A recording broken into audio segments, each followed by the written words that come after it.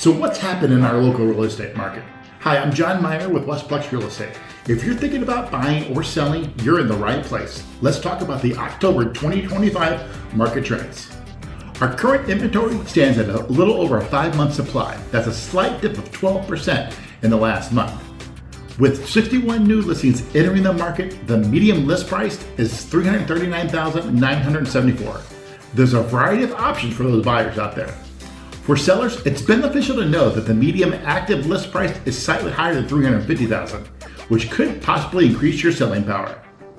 Now let's talk speed. The median days on the market for new pending listings is just 42 days, which is a relatively quick turnaround. Understanding that can help you plan your next move.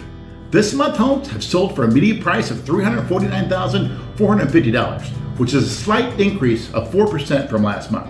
The sold to list price ratio is at 98%, a minor decrease of 1% from last month. So what does all this mean for you? If you're selling, it's a great time to maximize your home's value. And if you're buying, there's ample of listings to choose from.